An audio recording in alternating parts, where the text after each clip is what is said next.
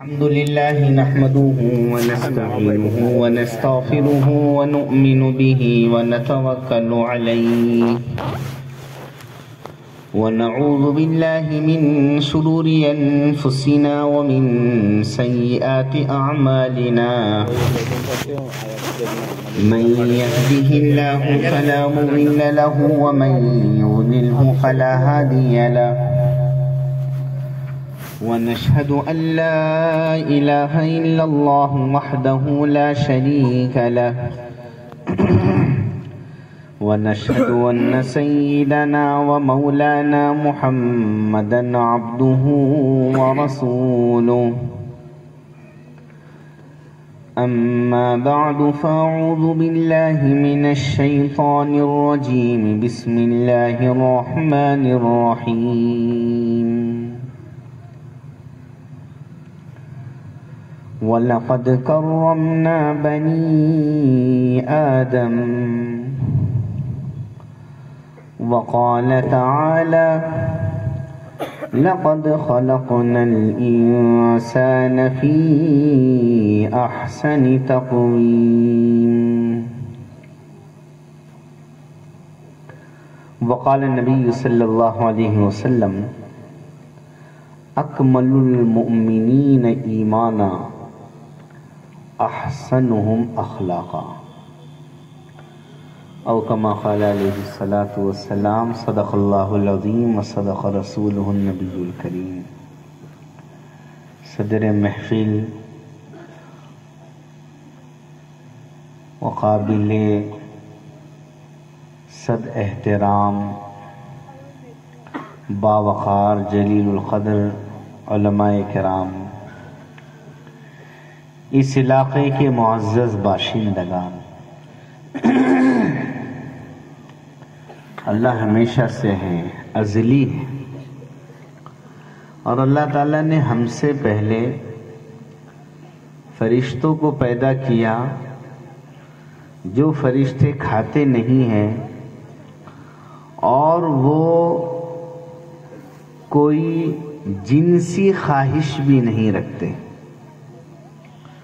اور جو کام ہے مقصد تخلیق اللہ کی عبادت وہ بھی کرتے۔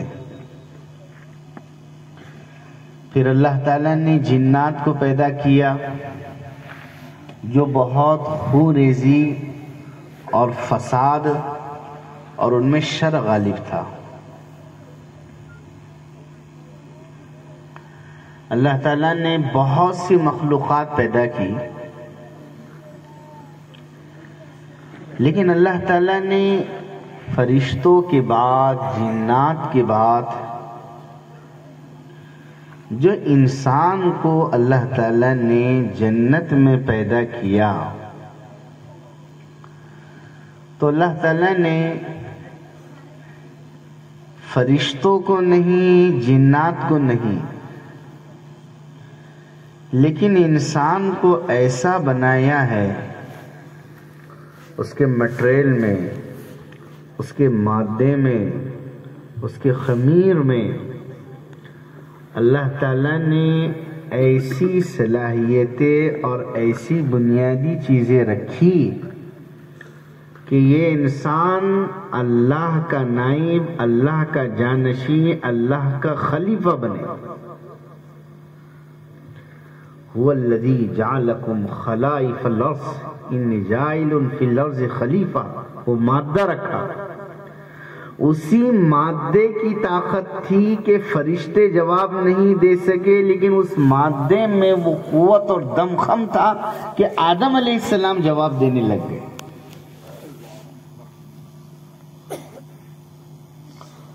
اور اللہ تعالیٰ کے نزدیک اس انسان کی اتنی اہمیت کہ جب شیطان جو حقیقت میں وہ بھی کان من الجن، وہ بھی جنات ہی کے قبیل سے ہے، جب اس نے انکار کیا تو اللہ کہنے لگے تو اس چیز کو سجدہ کرنے سے انکار کرتا ہے لما خلقت بیدی، جس کو میں نے اپنے ہاتھوں سے یعنی اپنی خصوصی محبت و عنایت سے پیدا کیا، تو اس کو سجدہ کرنے سے انکار کرتا ہے۔ کتنا احترام ہے اللہ کا، اللہ کی نظر میں انسان کا، اس کی عزت کو بیان کیا۔ کرمنا بنی آدم، انسان کو ہم نے قابل احترام بنایا، اور یہ فرمایا ساری مخلوق میں سب سے خوبصورت ڈھانچہ، سانچہ، ماڈل انسان کا ہم نے بنایا۔ لقد خلقنا الانسان فی احسن تقویم۔ اس کے اندر ہی ایسی چیزیں ہیں کہ اس کی طبیعت اچھائیوں کو چاہتی ہے،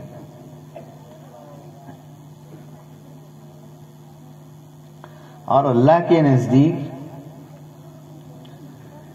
کمی اور زیادتی کوئی چیز نہیں ہے۔ دنیا کے اندر اگر کوئی ایک انسان ایک اچھا ایسا کام کرتا ہے کہ کسی انسان کی جان بچا لیتا ہے، تو اللہ کہتے اس ایک انسان کی جان بچانا ہماری نظر میں یہ کام اتنا اچھا کام ہے، گویا اس نے پوری انسانیت کو بچا لیا ہے۔ وَمَنْ أَحْيَاهَا فَكَأَنَّمَا أَحْيَا النَّاسَ جَمِيعًا۔ کیا چیز ہے انسان کے اندر؟ انسان کے اندر جو سب سے کمال کی چیز ہے وہ انسان کے اندر موجود اس کی اچھی عادتیں، اس کی فطری عادتیں، اس کے اچھے اخلاق۔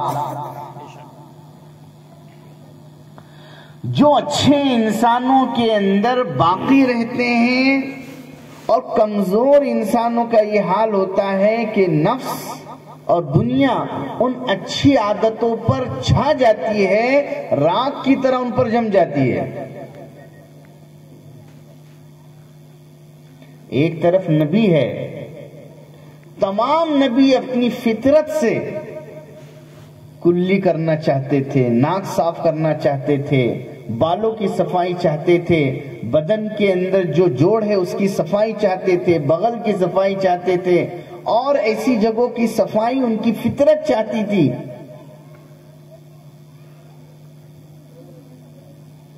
ایک طرف یہ ظاہر ہے، ایسے ہی دوسری طرف ایک بہت خاص چیز اللہ نے انسان کے اندر رکھی ہے، وہ اللہ تعالیٰ نے رکھی ہے جو بہت اہم چیز انسان میں ہے۔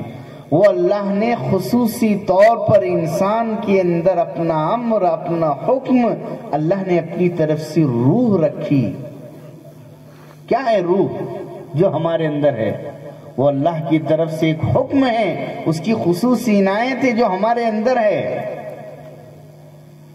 اس لیے روح بھی کچھ تقاضے کرتی ہے۔ انبیاء کرام علیہم السلام کی روح وہ اللہ کے لیے بے چین۔ حضرت ابراہیم علیہ السلام کبھی سیاروں کو دیکھ رہے ہیں، چاند کو، سورج کو، اور انبیاء سے نیچے بھی بندوں میں بھی ایسے بندے پیدا ہوئے، صحابہ اکرام میں بھی ایسے لوگ تھے جنہوں نے حضور سے بعد میں کہا کہ حالت شرک میں بھی ہماری طبیعت نے کبھی بھی شرک کو قبول ہی نہیں کیا ہے۔ یہ روح جو اللہ تعالیٰ نے انسان میں رکھی ہے یہ اس کا تقاضا ہے۔ لیکن انسان پر دو چیزیں ایسی ہے جو چھا جاتی ہے۔ سب سے خطرناک چیز جو انسان پر چھا جاتی ہے، جو اس کے امتحان کے لیے رکھی گئی ہے، وہ خود اس کا اپنا نفس ہے۔ اتنی خطرناک چیز ہے، جنگ ہوتی ہے اچھے نفس کی، برے نفس کی۔ اچھا نفس بھی فطرت میں رکھ دیا گیا، برا نفس بھی فطرت میں رکھ دیا گیا، امتحان کے لیے رکھا گیا۔ وَنَفْسٍ وَمَا سَوَّاهَا فَأَلْهَمَهَا فُجُورَهَا وَتَقْوَاهَا۔ نفس کی، اور اللہ خود اپنی قسم کھا کر کہہ رہے ہیں کہ ہم نے تمہارے اندر اچھا نفس اس کی بھی بنیادیں رکھی، برے نفس کی بھی بنیادیں رکھی امتحان کی۔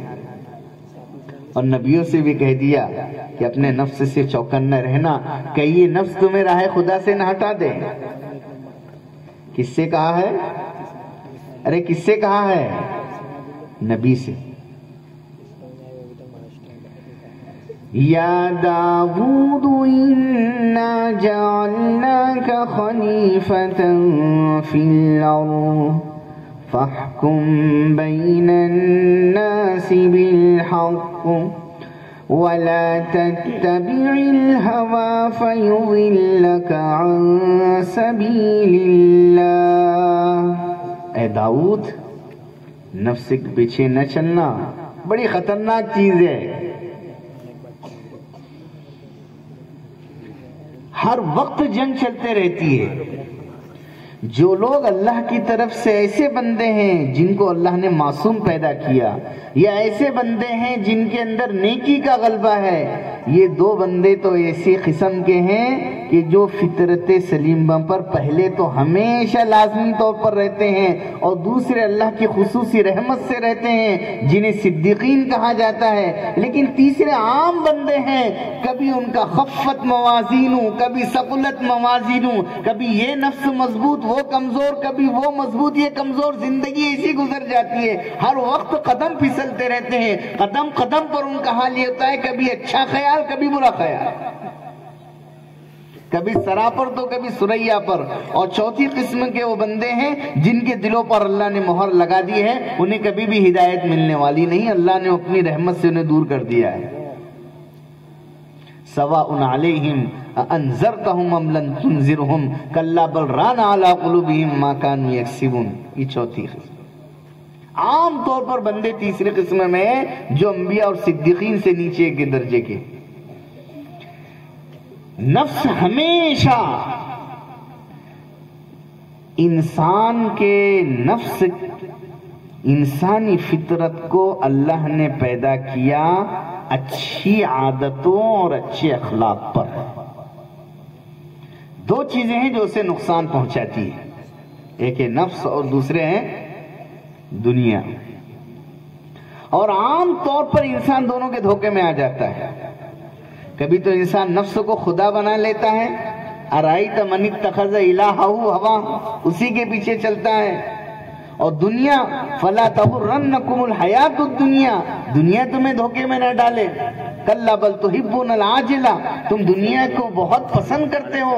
وتذرون الآخرہ، آخرت کو چھوڑ دیتے ہو. بل توثرون الحیات الدنیا، تم دنیا کو فوقیت اور ترجیح دیتے ہو. یہ انسانی حالات. اب دیکھیے، ہر چیز جب تک اپنی جگہ پر رہتی ہے وہ قابل قدر ہوتی. جب وہ چیز اپنے مقام و مرتبے سے نیچے ہٹ جاتی ہے اس چیز کی عزت ختم ہو جاتی. فرشتے ہوتے ہوئے، جنات ہوتے ہوئے، انسان کا کمال اور انسان کی جو خوبی تھی وہ تھے اس کے وہ اخلاق اور اس کی وہ فطرت سلیمہ اور اس کی وہ انسانیت، جس انسانیت کے اعزاز کے ساتھ اسے وجود بخشا گیا تھا انسان کو. کیوں؟ ایک طرف اوپر ہے فرشتے اور ایک طرف انسان کے نیچے ہے جمادات، نمادات اور حیوانات. انسان کے اندر دونوں چیزیں، ٹکراؤ والی چیزیں، مخالف چیزیں انسان کے اندر جمع کر کر اسے کہا گیا کہ دونوں چیزیں تمہارے اندر ہیں، نیچے کی چیزوں سے بچنا، اوپر کی چیزوں کو اپنانا. بڑا مشکل کام ہے. کسی کے سامنے کچھ رکھ دو اور کہو اس سے بچو، بہت مشکل کام ہے. انسان کی تو فطرت میں چیزیں رکھ دی گئی اور کہا جا رہا ہے بچو.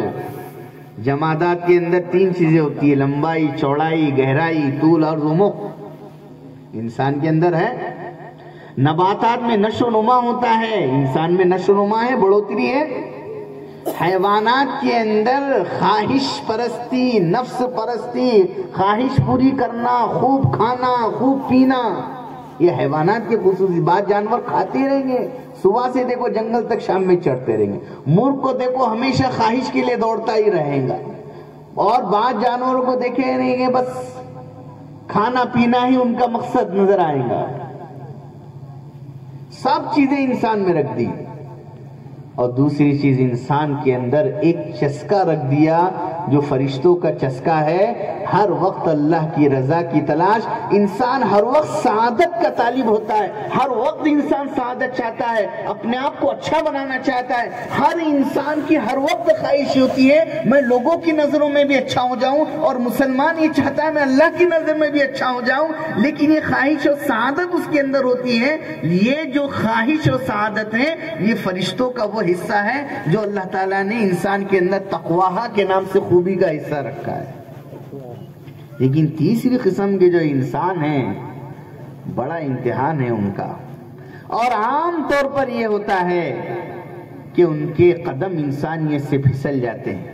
جب قدم پھسلتے ہیں انسانیت سے تو کہیں تو وہ اللہ کو فراموش کر جاتے ہیں, جو ماں باپ سے ہزاروں گنا زیادہ احسان کرنے والا مالک ہے, جس نے سب سے پہلے یہی کہا الحمد, خدا, اس خدا کی تم تعریف کرو, رب جو تمہیں ہمیں ابتدا سے لے کر انتہا تک پالنے والا ہے, اس کو بھی بھول جاتا ہے, ماں باپ کو بھی بھول جاتا ہے, بڑوں کے احسانات کو بھول جاتا ہے, اپنے اوپر احسان کرنے والوں کی احسان فراموش نہیں کرتا ہے, بلکہ آگے بڑھ کر بعض دفعہ وہ حیوانوں کی طرح سارے اصول توڑ کر ایسی خواہش پرستی کرتا ہے جس سے خود بھی بدنام ہوتا ہے, پورے خاندان کو بدنام کر دیتا ہے. یہ انسانیت سے گری ہوئی چیزیں انسان کرتا ہے. اب انسان کا کمال کیا ہے؟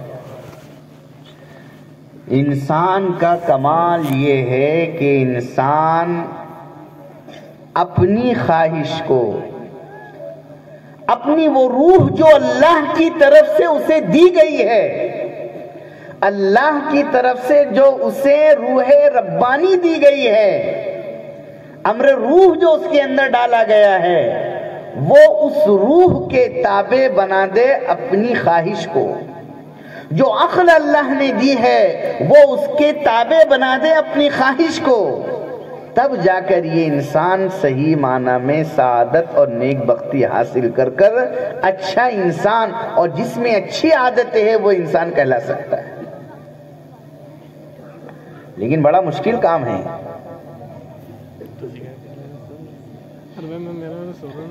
حضرت شاہ ولی اللہ محدث دہلوی رحمت اللہ علیہ نے حجت اللہ البالغہ میں لکھا ہے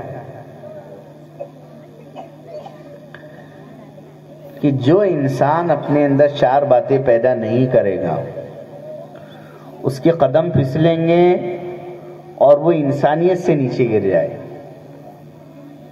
وہ فطرت سلیمہ سے نیچے آ جائے گا, اس میں فطرت سلیمہ باقی نہیں رہے گی. اور جس شخص میں یہ چار باتیں آ جائیں گی وہ فطرت سلیمہ پر ہوں. میں ان باتوں کو مختصراً عرض کر کر اصل میں مجھے جانا ہے استقبال رمضان ہی پر, کوشش کر رہا ہوں کہ جلدی سے جلدی باتیں حل ہو جائے.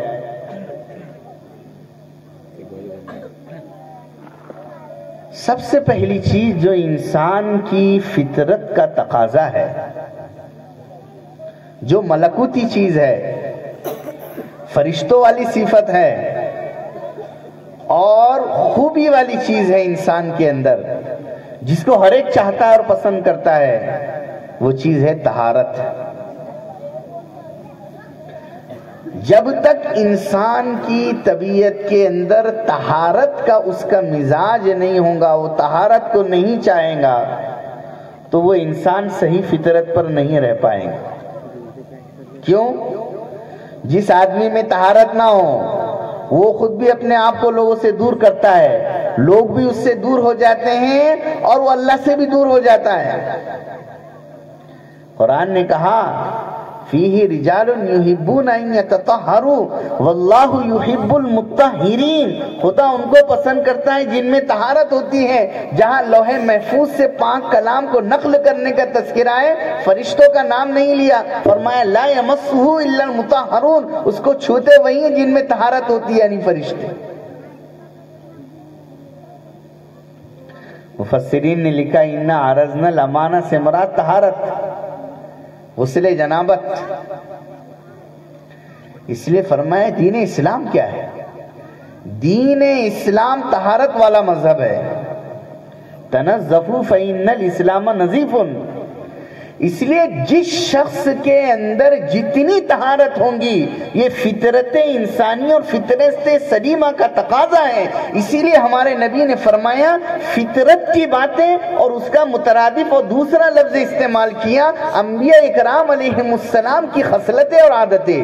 عشر من سنن المرسلین عشر من الفطرہ. فطرت کی یہ باتیں ہیں، یہ فطرت کے تقاضے ہیں کہ کلی کی جائے، ناک صاف کی جائے، بغل کے بال صاف کیے جائیں، بدن کے اور جگہوں کے بال صاف کیے جائیں. یہ جتنی چیزیں ہیں صفائی کی، یہ نبی نے فرمایا یہ انبیاء کی بھی عادتیں اور یہی فطرت کے تقاضے ہیں. اس لیے جس انسان میں طہارت نہیں، وہ فطرت سلیمہ پر نہیں ہو سکتا. اور جنت میں وہ جائیں گے جو فطرت سلیمہ پر ہو. الا من اتى الله بقلب سلیم. ایک واقعہ میں سناتا ہوں آپ کو. اللہ اور اس کے رسول کتنا تعلق ہے طہارت کا. آج کل مسلمان مسجدوں میں طہارت کا خیال ہی نہیں کرتے. جس مسجد میں جاؤ سب سے پہلے اس مسجد میں داخل ہوتے ہی پیشاب کی بدبو آتی ہے. اکثر مسجدوں میں جب داخل ہونے والے کو پیشاب کی بدبو آتی ہے تو وہاں جو فرشتے آتے ہوں گے، اللہ نے کہا طہر بیتی للطائفین والعاکفین. کیا حال ہے آج مسجدوں کا.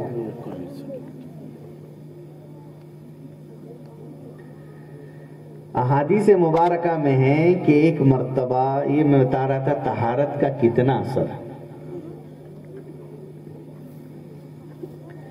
ایک مرتبہ فجر کی نماز حضور اکرم صلی اللہ علیہ وسلم پڑھا رہے تھے. ایک شخص آئے، انہوں نے وضو کیا اور وضو کے اندر ان کے اعضاء میں سے کسی عضو کا کوئی حصہ سوکھا رہ گیا. یعنی وضو مکمل نہیں ہوا. وہ آئے نماز میں شامل ہو گئے. وہ نماز میں شامل ہوئے. وائرس دیکھیے، وائرس آج کل بلوٹوتھ سے لوگ کنیکٹ ہو جاتے ہیں، نہ نظر آنے والی چیزیں ہیں جن سے لوگ مربوط ہو رہے ہیں. اللہ اور اس کے رسول کی جانب سے یہ کیا روحانی نظام ہے. وہ صاحب جب انہوں نے عجلت میں مکمل وضو نہیں کیا اور نماز میں آ کر شامل ہوئے تو ادھر اللہ کی طرف سے حضور اکرم صلی اللہ علیہ وسلم جو سورہ روم کی تلاوت کر رہے تھے نماز میں، حضور کی زبان اٹکنے لگ گئی. حضور نے بہت مشکل سے فجر کی نماز مکمل کی اور نماز مکمل ہوتے ہی فرمایا ما بال اقوام یصلون معنا لا يحسنون الطهور انما يلبس علينا القرآن اولئک. کیا ہو گیا لوگوں کو نماز میں آ جاتے ہیں اچھی طرح وضو نہیں کرتے، ایسے لوگ ہمارے اوپر قرات کو نماز پڑھنے کو دشوار کر دیتے ہیں. ایک شخص نے طہارت میں ذرا سی کمی رکھی تو اس کا اثر کس پر ہو گیا؟ ارے بولیے نا، کس پر ہو گیا؟ نبی پر ہو گیا. تو جب تک انسان میں مکمل اچھی طرح طہارت نہیں ہوں گی وہ فطرت سلیمہ پر نہیں آ سکتا، وہ اللہ کے قریب بھی نہیں پہنچ سکتا.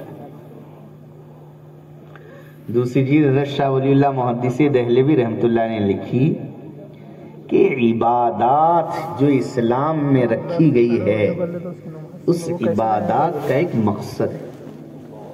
ہر چیز کا ایک الگ الگ مقصد ہے. روزے کا مقصد لکھا ہے روح الصیام، انسان میں مجاہدے کی کیفیت پیدا ہو جائے. نماز کا مقصد لکھا ہے کہ انسان کے اندر استحضار خداوندی، اقیم الصلاۃ لذکری، یاد بس جائے. ہر عبادت کا ایک الگ الگ مقصد ہے. اسلام کے اللہ تعالیٰ نے فطرت سلیمہ میں جو دوسری چیز رکھی ہے وہ دوسری چیز اللہ تعالیٰ نے جو رکھی ہے وہی عبادتوں کا مقصد ہے، انسان کے اندر عاجزی، انکساری، تذلل کی صفت پیدا کر دینا، اس لیے کہ تکبر اور عاجزی دونوں مخالف چیزیں ہیں۔ تکبر بڑائی اللہ کی صفت ہے، اور بندے کے اندر، انسان کے اندر صرف اور صرف اس کی فطرت میں جھکنا اور چھوٹا پن ہی رکھا گیا ہے۔ کسی نہ کسی کے سامنے جھکے گا، بڑے کے سامنے جھکے گا۔ ماں باپ کو، ہندو لوگوں کو دیکھ رہو پیر پڑ لیں گے، کوئی کسی بڑے سیٹ کو پیر پڑیں گا، کوئی کسی آفیسر کو پیر پڑیں گا، پولیس کو پیر پڑیں گا، کمشنر کو پیر پڑیں گا، جھکے گا۔ جھکنا انسان کے اندر ہے، کسی نہ کسی کے سامنے جھکے گا، اور اگر وہ بڑائی چاہیں گا تو فطرت کے خلاف ہے۔ سب سے بڑی چیز انسان کے پاس اس کا چہرہ ہے جس پر وہ فخر کرتا ہے، لیکن اللہ نے اس کو زمین پر رکھنے کا حکم دیا ہے تاکہ انسان اپنی فطرت پر آ جائے۔ اس لیے جس شخص کے اندر جھکنا نہیں ہے، نہ اس کا اللہ سے جوڑ ہو سکتا ہے، نہ اس کا کسی ایک بندے سے ہو سکتا ہے، تو اس کا کیا انسانیت سے جوڑ ہوگا۔ حکیم الامت حضرت تھانوی رحمۃ اللہ علیہ نے فرمایا کہ یہ جو آج ہم سب مسلمان ڈھنڈورا پیٹتے ہیں، اتحاد اتحاد اتحاد اتحاد، فرمایا اتحاد کی جڑ وہ تواضع ہے۔ اگر جڑ ہی پیدا نہیں ہوگی، تواضع ہی پیدا نہیں ہوگی، تو اتحاد کیا پیدا ہو سکتا ہے؟ ایک انسان میں اگر جھکنے کی عادت نہیں ہے تو عبادات سے انسان کو جھکایا گیا، ہر جگہ جھک جائے۔ حضرت ابوبکر صدیق رضی اللہ عنہ کی تاریخ پڑھیے، جو ہے دوسرے صحابی نئے نئے مسلمان ہوئے ہیں، عمرو بن العاص، حضرت نے مسئلہ بتلایا حضرت ابوبکر صدیق نے، وہ کہنے لگے میں امیر ہوں، ماننا پڑے گا۔ حضرت ابوبکر نے کہا ٹھیک ہے بھائی، آپ جیسا کہیں گے میں ماننے کے لیے تیار۔ جا کر حضور سے مسئلہ مگر پوچھ لینا، جواب تو وہی جو میں کہہ، لیکن میں مان لیتا ہوں آپ بڑے ہیں۔ المؤمنون حیینون لینون کالجمل العنف، ان مومنین جو ہوتے ہیں ان کی فطرت ایسی ہوتی ہے، انتہائی نرم، اگر اونٹ کی طرح انہیں چٹان پر بٹھا دیا جائے وہاں بھی بیٹھنے کے لیے تیار۔ تو عبادتیں جو کرائی جا رہی ہے، اگر عبادتوں کے بعد میرے اور آپ کے اندر تواضع، عاجزی، انکساری، چھوٹا بننا، جھکنا، اگر یہ ہمارے اندر نہیں آئی تو ہم عبادتوں کے مقصد سے خالی ہو جائیں۔ جھکنا،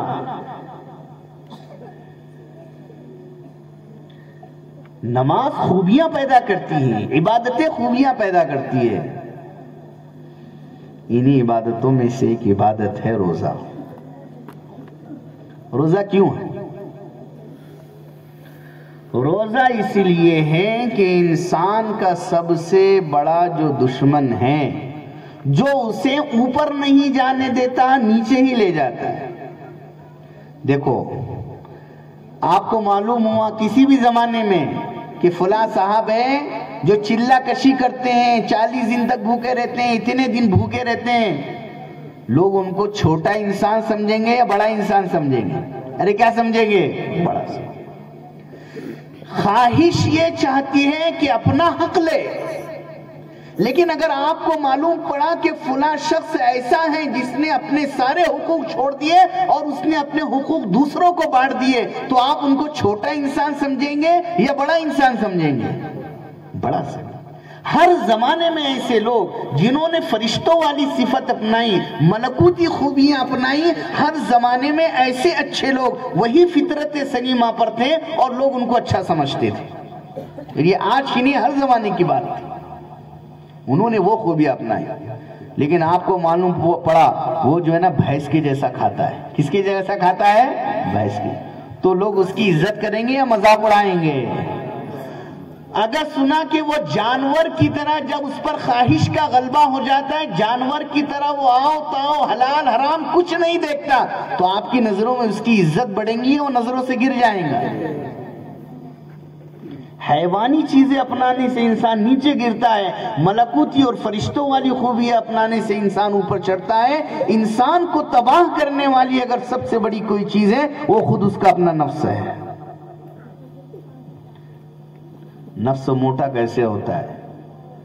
نفس موٹا ہوتا ہے کھانے سے، پینے سے، خواہشوں کے پورا کرنے کے لیے اندھا بن کر بس خواہشات کے پیچھے لگ جانے سے، اس سے نفس موٹا ہوتا ہے۔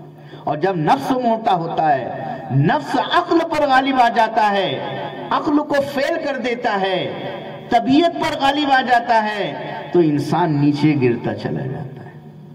انسان کی وہ آرزویں، وہ دنیا اور آخرت میں اچھا بننا جو چاہتا ہے، وہ آرزو ہی رہ جاتی ہے، حقیقت میں وہ اچھا نہیں بن پاتا، نہ اللہ کی نظر میں نہ بندوں کی نظر میں، اپنے نفس کی وجہ سے۔ اسی لیے اللہ تعالیٰ نے یہ روزے کی نعمت دی ہے کہ روزہ اصل میں نام ہے کہ آپ کھانے سے رک جاؤ۔ کھانے سے رکنے کی دو شکل تھی، بالکل چھوڑ دو، بالکل چھوڑ دیں گے تو انسان تو مر جائے گا، جیسے راہبوں نے طریقہ اختیار کر رکھا تھا۔ اور ایک شکل یہ تھی کہ ایک لمبے وقت کے لیے، لمبے وقفے کے لیے نفس کو بھوکا رکھ کر نفس کو کمزور کیا جائے۔ تو اللہ تعالیٰ نے یہ آسان طریقہ ہماری شریعت کو دیا کہ اس کو کمزور کرو، صبح سے شام تک نفس کو بھوکا رکھو، صبح سے شام تک اسے اپنی بیوی سے بھی قریب مت جانے دو، صبح سے شام تک اسے پیاسا رکھو، تاکہ مسلسل 1 مہینے تک اس نفس کو اس کے موٹا اور تر و تازہ کرنے والے اسباب سے دور رکھنے کی وجہ سے یہ نفس کمزور پڑ جائے۔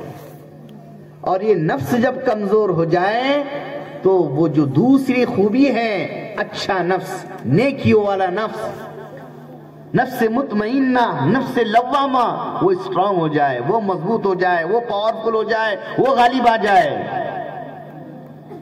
تو اللہ علاج کر رہے ہیں روزے کے ذریعے سے، پرہیزگار بنانے کا، گناہوں سے دور کرنے کا، گناہوں کو چھڑانے کا، متقی بنانے کا، پرہیزگار کرنے کا، پرہیزگار بنانے کا، یہ سب کام اللہ کر رہے ہیں روزے کے ذریعے سے۔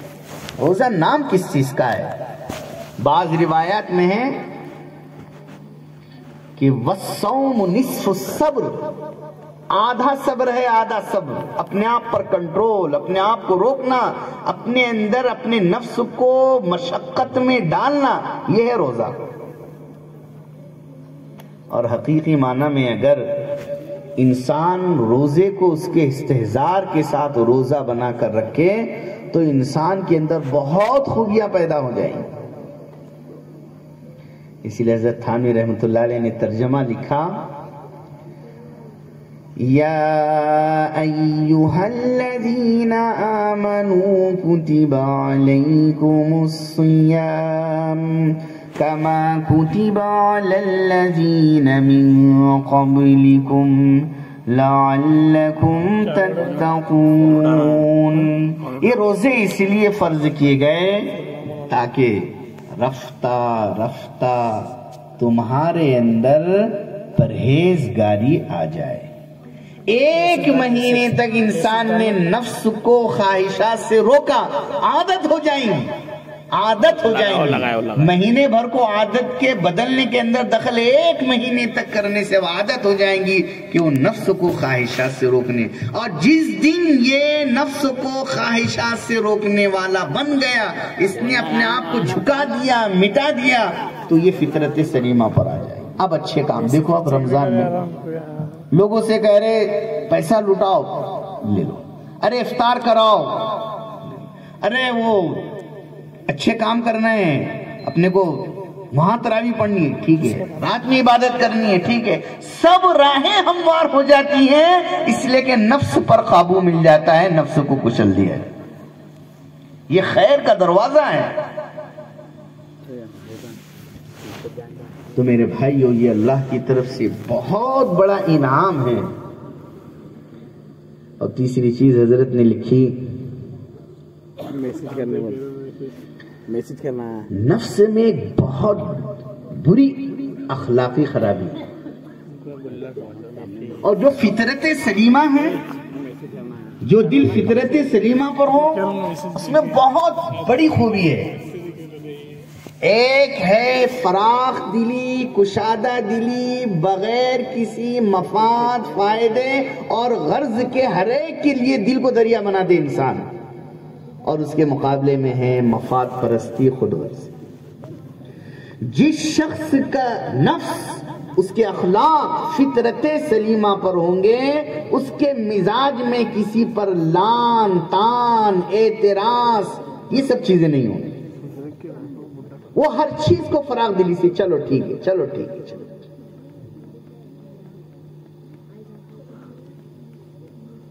حضرات صحابہ اکرام میں آپس میں اختلافات تھے، ان کی رائے الگ، ان کی رائے الگ، ان کی سوچ الگ، ان کی سوچ الگ، ان کی فکر الگ، ان کی فکر الگ، ان کا نظریہ الگ، ان کا نظریہ الگ۔ بعض دفعہ تو حضرت ابوبکر صدیق رضی اللہ تعالیٰ عنہ حضرت عمر فاروق سے الجھ پڑے کہ تم تو ہمیشہ میرے خلاف ہی رائے دیتے ہو، جو میں نے کہا تم دوسری دیتے۔ یہ بھی ہوا، اور یہ تو اللہ کی طرف سے انعام ہے۔ گل ہائے رنگ رنگ سے ہے زینت چمن، اے ذوق اس جہاں کو ہے زیب اختلاف سے۔ اس جہاں کے اندر حسن تو الگ الگ ہونے سے سب ایک جیسے رہتے تو کیا حسن ہوتا تھا، لیکن رائے کا اختلاف، ان کے اندر جو ایک دوسرے کے لیے احترام کی کشادہ دلی تھی، فراغ دلی تھی، اس میں کبھی وہ رکاوٹ نہیں بنی۔ ہر ایک کا مزاج الگ الگ۔ قرآن کی تفسیر دیکھ لیجئے، حضرت ابوبکر صدیق رضی اللہ عنہ آخری پہر میں قرآن پڑھتے تھے آہستہ آہستہ، اور حضرت عمر فاروق رضی اللہ عنہ قرآن پڑھتے تھے بہت آواز۔ حضور نے دونوں کے گھروں کے سامنے گزرتے ہوئے اس چیز کو محسوس کیا، تو دونوں سے صبح میں پوچھا آپ کیوں آہستہ پڑھتے اور آپ کیوں آواز سے پڑھتے؟ حضرت ابوبکر صدیق رضی اللہ عنہ نے فرمایا میں اس ذات کو سنا رہا تھا جس ذات کو مجھے سنانا تھا، میں اس ذات سے سرگوشی اور چپکے چپکے باتیں کر رہا تھا۔ حضرت عمر فاروق رضی اللہ عنہ نے کہا میں شیطان کو بھگا رہا تھا اور سونے والوں کو اٹھا رہا تھا۔ آیت اتاری اللہ نے، وَلَا تَجْهَرْ بِصَلَاتِكَ وَلَا تُخَافِتْ بِهَا وَابْتَغِ بَيْنَ ذَلِكَ سَبِيلًا۔ نہ بہت آواز سے نہ بہت آہستہ، درمیان۔ اللہ نے دونوں کی تربیت فرمائی۔ تو یہ خوبی صحابہ اکرام کے سینکڑوں واقعات۔ آج اگر ہم میں سے کوئی کسی پر بات بات پر تنقید، اعتراض، طعن و تشنیع کرتا ہے، اس کی اخلاق، اس کی فطرت بگڑی ہوئی، وہ فطرت سلیمہ سے ہٹا ہوا ہے، اس سے انسانوں کو نفع نہیں پہنچے گا، اس سے انسانوں کو نقصان پہنچے گا۔ اس کو اپنے اخلاق، اپنی فطرت صحیح کرنے کی ضرورت ہے۔ اور چوتھی چیز ہے، سارا نظام دنیا کا جو قائم ہوا وہ کس پر ہوا ہے معلوم ہے؟ اور دنیا کا سارا نظام جو ختم ہوگا اس کی بنیاد کیا ہے معلوم ہے؟ دنیا کا نظام جو قائم ہوا اور دنیا کا نظام ختم ہوگا اس کی ایک بنیاد ہے، اور وہ اس کی بنیاد ہے عدل اور انصاف۔ جب قائم کیا تو بیان کیا چار الگ الگ زاویوں سے، وَالسَّمَاءَ رَفَعَهَا وَوَضَعَ الْمِيزَانَ أَلَّا تَطْغَوْا فِي الْمِيزَانِ وَأَقِيمُوا الْوَزْنَ بِالْقِسْطِ وَلَا تُخْسِرُوا الْمِيزَانَ۔ اور یہ فرمایا کہ جب یہ دنیا میں اتنی ناانصافی ہوں گی، ہر مسجد ہو، گھر ہو، محلہ ہو، بازار ہو، شہر ہو، ملک ہو، پوری دنیا جب ناانصافیوں سے بھر جائیں گی تو اس وقت میں ہم حضرت عیسیٰ علیہ السلام کو بھیجیں گے، اور وہ دنیا میں آ کر حضرت عیسیٰ علیہ السلام، حضرت مہدی علیہ السلام، وہ دنیا میں آ کر ان کے جو کارنامے ہوں گے ان کارناموں میں سے کام نامہ یہ ہوگا کہ وہ دنیا کو انصاف سے بنیں گے جیسا کہ دنیا ظلم سے بھر چکی ہو۔ تو دنیا کا خاتمہ، دنیا کا قیام، یہ سب انصاف پر ہے۔ آج دنیا کے اندر مسلمانوں میں اور ہر انسان سے جو سب سے بڑی غلطی ہو رہی ہے وہ یہ غلطی ہو رہی ہے کہ وہ کسی بھی جگہ پر عدل اور انصاف اور حق کا ساتھ نہیں دیتا ہے، بلکہ وہ حق کو چھوڑ کر ظلم کا ساتھ دیتا ہے۔ اس کی بیوی ہو، خود اس کا نفس ہو، اس کے ماں باپ ہو، اس کی بیوی ہو، اس کی اولاد ہو، اس کے رشتہ دار ہو، اس کی پارٹی ہو، اس کے محلے والے ہو، یا مسلمان ہو یا کوئی بھی قوم ہو، اگر انسان کے لیے حکم ہے تمہیں کچھ کہنا ہے، یا ایھا الذین آمنوا کونوا قوامین بالقسط شہداء للہ ولو علی انفسکم وبالوالدین والاقربین۔ سارے مسلمانوں کی جھگڑے اس لیے ہے کہ مسلمان ہاں نظریاتی اختلافات ہوں گے، بھائی بھائی کے اختلافات ہوں گے، لیکن انسان کے لیے فطرت سلیمہ کا تقاضا یہ ہے کہ تم تائید اس کی کرو گے جو حق ہے، تمہاری نظر میں حق ہے۔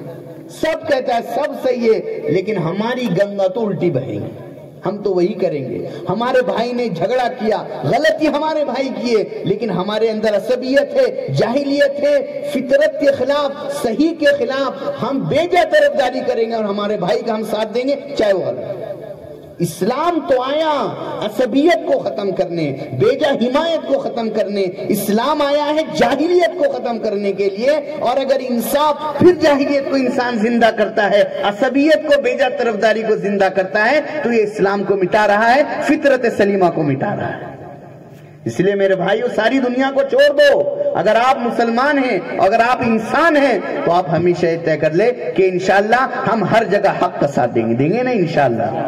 حضور نے یہودیوں کے حق میں فیصلہ کیا ہے اور مسلمانوں کے خلاف کئی جگہوں پر فیصلہ کیا ہے۔ کیوں؟ حق یہودی کے ساتھ میں تھا، اس لیے حق کا فیصلہ تھا۔ تو بہرحال ہمیں انسان بننا ہے۔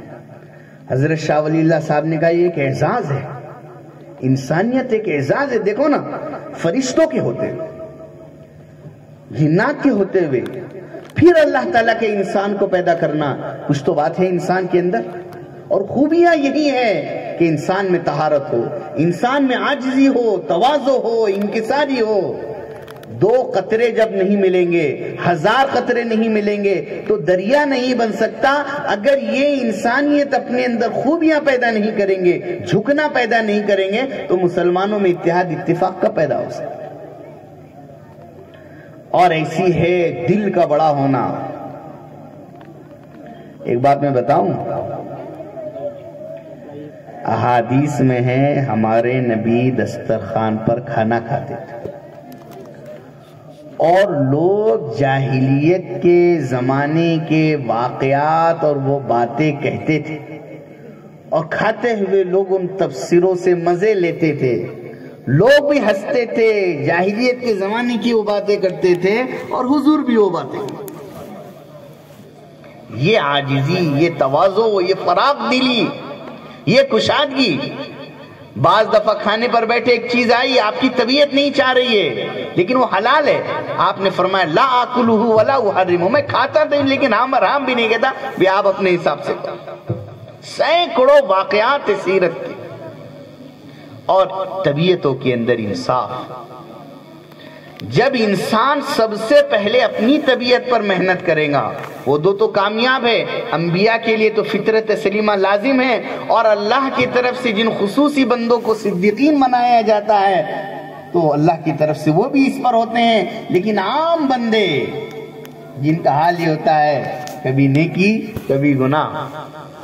وَآخَرُونَ اعْتَرَفُوا بِذُنُوبِهِمْ خَلَطُوا عَمَلًا صَالِحًا وَآخَرَ سَيِّئًا، دوسرے وہ بندے جنہوں نے اپنے اچھے اعمال کو برے اعمال سے ملا دیا، کبھی نیکی کبھی گناہ، کبھی نیک نفس پر عمل کرتے ہیں، کبھی برائیوں پر پھسل جاتے ہیں۔ عسى اللَّهُ أَن يَتُوبَ عَلَيْهِمْ، امید رکھو اللہ انہیں بھی معاف کر دے۔ تو یہ رمضان المبارک جو آ رہا ہے، اس رمضان المبارک کے بارے میں ایک امتحان بھی ہے۔ اچھا، بہت سی جگہ سے مجھے یہ بھی اطلاع ملی، دیہاتوں میں خاص طور پر، کہ بڑی تعداد میں مسلمان روزہ ہی نہیں رکھتے، بہت سے نوجوان بھی روزہ نہیں رکھ رہے، اور اس پر ماتم، ستم بالائے ستم، کھلے عام پوڑیاں کھا کر رمضان میں پش پش تھوکتے رہتے، ہوٹلوں میں جا کر کھلے عام چائے پیتے۔ ایسا مسلمان جو رمضان میں کھلے عام کھائے گا پیے گا، وہ فاسق ہو جائے گا، کھلا فاسق۔ بہت بڑے گناہ کبیرہ کا مرتکب. روزہ کیا ہے؟ اللہ رب العزت ہم سے محبت کرتے ہیں، ہمیں پیدا کیا ہے، ہمیں ہزاروں نعمتیں دی ہے. انسان کو جس سے محبت ہوتی ہے، انسان جب اس کا کوئی معاملہ ہوتا ہے تو بھوک اور پیاس کو نہیں دیکھتا، اس سے تعلق میں وہ بھوکا پیاسا مارے مارے پھرتا ہے. ماں باپ بیمار ہے، نہ بھوک کا خیال آئے گا نہ پیاس کا. رات رات بھر آپ دواخانے میں کھڑے، ادھر بھاگ رہے ادھر بھاگ رہے. بچہ بیمار ہے، کھانے کے لیے کہا جائے گا، کھانا اچھا نہیں لگتا، بس رات رات بھر آپ بھوکے پیاسے کام میں لگے. اللہ کے حکم کی طاعت ہے لوگوں، ورنہ یہ فاقہ کشی مقصد رمضان نہیں ہے. روزہ اللہ نے دیا، وہ دیکھنا چاہتے ہیں کہ یہ مجھے بھلانے والے ہیں یا مجھ سے محبت کرنے والے ہیں. اور بھوک کے اندر کیا ہوتی ہے؟ بے قراری ہوتی ہے، بے چینی ہوتی ہے. تو رمضان یہ اللہ کی محبت کا ایک جواب ہے کہ اللہ اگر آپ ہم سے محبت کرتے ہیں تو مولا ہم آپ کی محبت میں بھوکے اور پیاسے ہیں.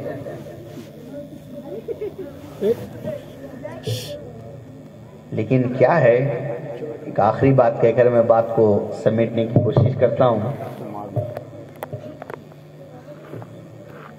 شیطان نے اللہ سے کہا تھا مجھے لمبی عمر چاہیے، اتنی لمبی عمر کہ میرے سے زیادہ دنیا میں کسی کی لمبی عمر انسان کی نہ ہو. کب تک؟ قیامت تک کے لیے لمبی عمر. انذرنی الی یوم یبعثون. اللہ نے کہا جا ہم نے تجھے لمبی عمر دی. اب آج اس سے زیادہ تجربے کار کوئی اس وقت ہوگا کیا؟ بولیے آپ. ارے ہے کیا؟ بہت بوڑھا ہو گیا نا، حد سے زیادہ بوڑھا ہو گیا، بہت تجربے کار. اب اس زمانے میں جب مسلمانوں کے پاس پیسہ آ گیا، دولت آ گئی، کھانے پینے کو آ گیا مسلمانوں کے پاس، اب اس نے ایک نیا فنڈا لایا، نیا راستہ. لَآتِيَنَّهُم مِّن بَيْنِ يَدَيْهِ وَمِن خَلْفِهِ وَعَنْ أَيْمَانِهِمْ وَعَنْ شَمَائِلِهِمْ. ہر طرف سے آؤں گا کہیں نہ. اب اس زمانے میں رمضان ملنے کے باوجود ہمیں وہ رمضان کی روح یعنی مجاہدہ کرنے کی قوت اور طاقت، مجاہدے کی عادت سے جو روک رہا ہے، اس کے لیے ایک نیا فنڈا شیطان نے لایا ہے، اور وہ ہے سونا. وہ کیا ہے؟ فجر پڑھ کے کب تک؟ ارے رمضان میں فجر پڑھے کہ کیا کرنا؟ کب تک سونا؟ ظہر تک. اور ظہر پڑے تو مسجد میں ہی پنکھا چالو کر کے کب تک؟ عصر تک. عصر کے بعد بیٹھے بیٹھے انتظار، کتنے بجے ہو رہا افطار؟ کیا ٹائم ہے افطار کا؟ ہوا نہیں کیا ابھی؟ ارے آواز کیا آ رہی دیکھو، کسی میں ہو گئی مغربات ادھر ادھر کرے، تراویح پڑھے، ذرا چائے وائے ادھر ادھر کی نیلم ویلم کی چائے ہو گئی، پھر کیا کرنے کا ہے؟ ارے پھر کیا کرنے کا ہے؟ سونا. کب تک؟ ارے کب تک سونا؟ جب تک سلوڑ کی عورتیں احسان کر کے پانی چھڑک کے بار بار اٹھا نہ دے، جب تک سونا. میں تو کہتا ہوں مسلمانوں کی عورتیں اگر ان کے شوہروں پر احسان نہیں کریں گے نا، کم سے کم 70% لوگوں کے تو روزے نہیں ہوں گے، کم سے کم. زیادہ میں نے کم بول دیا ویسا، 70 کے تو کم سے کم نہیں ہوں. یہ عورتوں کا احسان ہے. تو پورا دن سونا اور پوری رات نہ تلاوت، نہ اللہ سے لو لگانا، نہ ذکر، نہ دعائیں، نہ گڑ گڑانا، نہ رونا، کچھ نہیں. ہمارے نبی نے جن چیزوں سے پناہ مانگی ان میں سے ایک سستی بھی ہے، وَأَعُوذُ بِكَ مِنَ الْعَجْزِ وَالْكَسَلِ. اس لیے میرے بھائیوں شیطانی دھوکے سے اپنے آپ کو بچائیں. یہی انسان رمضان میں اگر ٹیلر ہو تو دن بھر بھی وہ جاگتا ہے، رات بھر بھی جاگتا ہے، عید کے دن تک جاگتا ہے. جہاں آپ ٹیلر کو دیکھیں گے ہمیشہ کام میں لگا ہوا، دن بھر بھی ٹیلر جاگ رہا ہے، رات بھر ٹیلر جاگ رہا ہے. کیوں؟